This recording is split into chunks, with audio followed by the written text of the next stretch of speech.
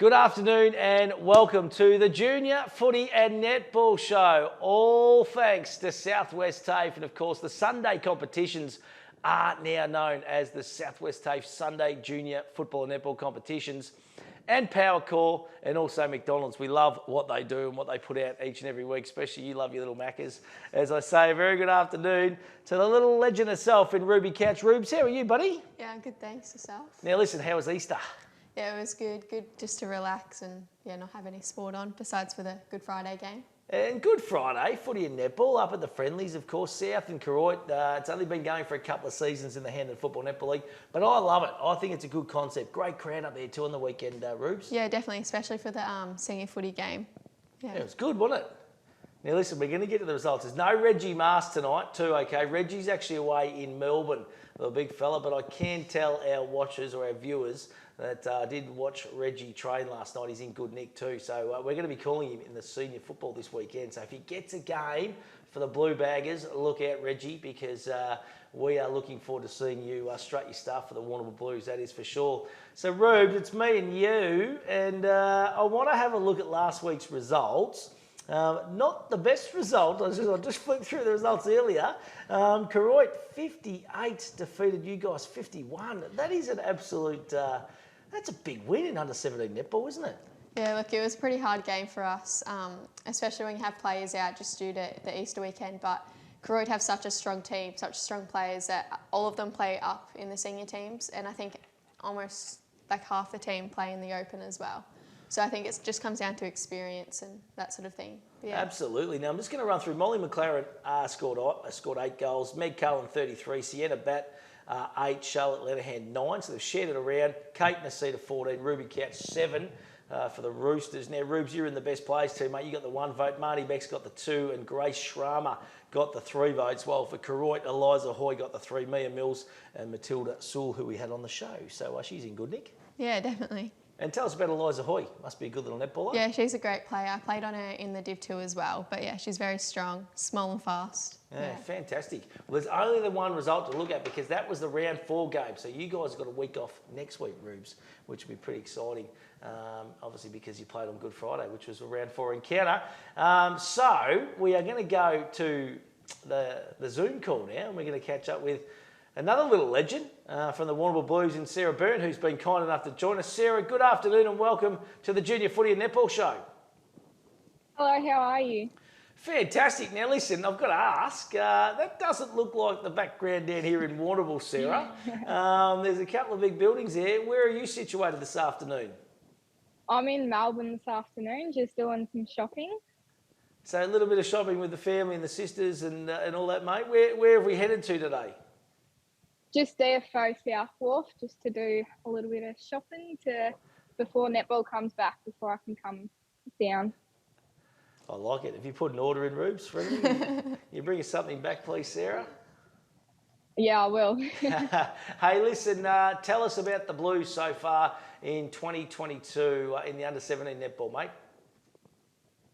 We've gone pretty good. We've had 1 win and a loss. But the team environment is just so good in the under-17s. Like, we're just all positive. We keep each other going. Like, it's just awesome. Would you say that's the best part about playing, just like to be around with new friends? Yeah, just doing what you love? Yeah, so just being around friends is what I love about netball. And I reckon that's the great thing about sport in general, isn't it? You know, and especially, you know, if you play different teams and different levels and all that kind of stuff, you get to meet different people again, which I think is just fantastic. Who's coaching the under-17 girls up at the Blues, mate? I've got Lauren. I don't know her last name, but she's awesome. She hammers us about fitness, which none of us love. But she's got us on the fitness and she's getting us back on track. We've had a week off, but she's hammering us tomorrow. That is awesome. Who would you say is your biggest inspiration or someone you look up to in the Warrnambool club? I look up to Amy Wormald. I love her.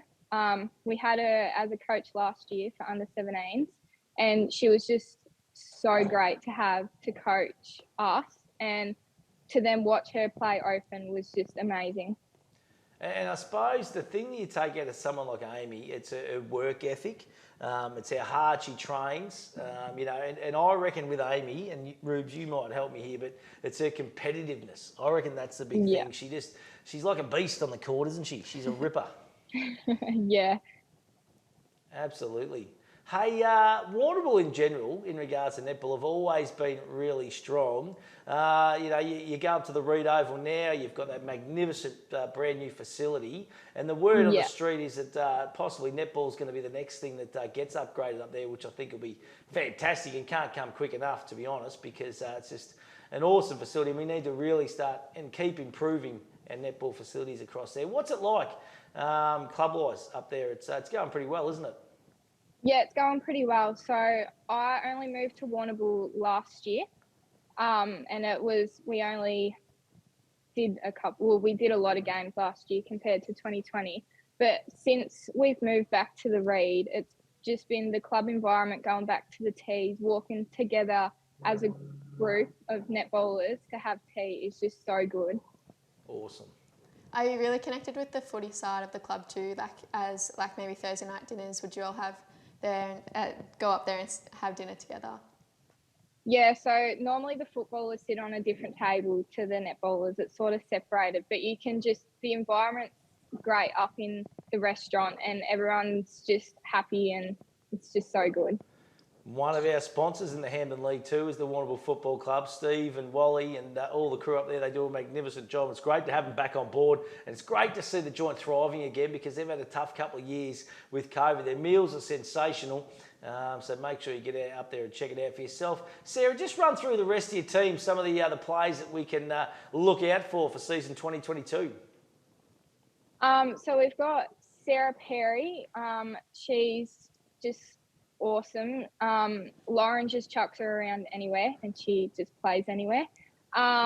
We've got Abby Mack and Sophie Howland as our shooters, and they're just awesome. They just put them up anywhere and they just go in, and I don't know how they do it sometimes.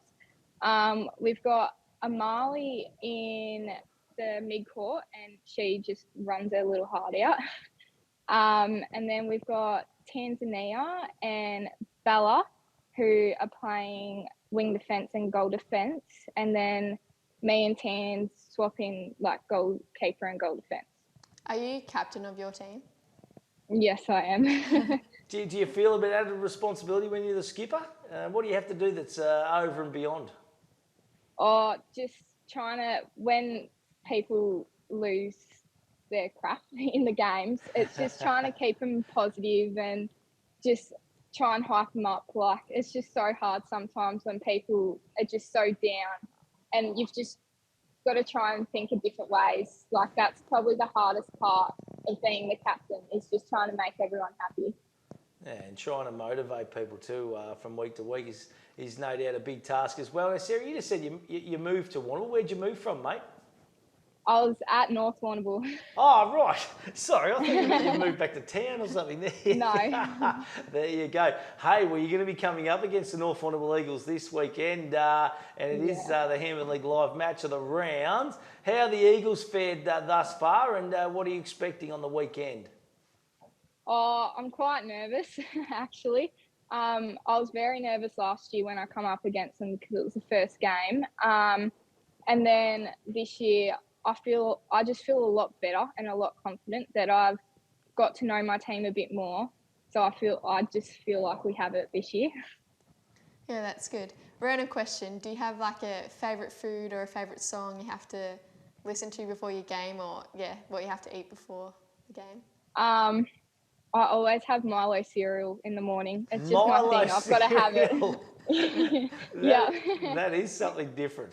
The old Milo cereal. What about you, Rubes? What's your little routine? Oh, look, maybe some avocado on toast or... I actually reckon this right here for little Rubes. She likes to have McDonald's. Hey, Sarah, great to talk to you. Great to meet you, mate. Sounds like you're really enjoying your netball up at the Blues and the club, and everything's going really well at the moment. It's going to be a massive game coming up against your old side this weekend in the North Warrnambool Eagles, and we wish you all the best of luck. Thank you. Now, can I just ask, where are you actually situated at the moment? Have you just pulled into a little coffee shop there at DFO South Oh, Wharf? it's just a table and there's no one else in the room, so I was like, that's great. I'll sit here. Where's mum and that gone, mate? They've just gone, they've continued on their merry way shopping. Yeah, my auntie and my cousin are with me, so they're just doing shopping. Beautiful. I'll tell you what, get into the Nike shop at DFO South Wharf. Yes. Hey, Sarah, great to talk to you, mate. Great to meet you, and good luck. Thank you. Yeah, good stuff. She sounds like she's a beauty. Very, very good netballer too, isn't she, Rubes? Yeah, I've come up against her. She's a very fit player. She is a very good defender. Yeah. Love it. Absolutely love it. I should have asked her who's the toughest opponent she's played on. If you want to get a little mention. Hey, let's have a look at this weekend's round of matches too. It is round number 3, of course, this weekend. And we've got Anzac Day on Monday with the big clash between the Hamilton Kangaroos and the Portland Tigers. But Warrnambool, North Warrnambool, what are you thinking, Rubes? Oh, look, I think it'll be a close game for the under-17s. I think both teams have very strong players, so yeah, it'll be an interesting turnout. Koroit v Terang Mortlake, they give you girls a bit of a touch-up last week. They're pretty strong, aren't they? Yeah, definitely. They have a lot of strong players, which, yeah, it's just a credit to Koroit.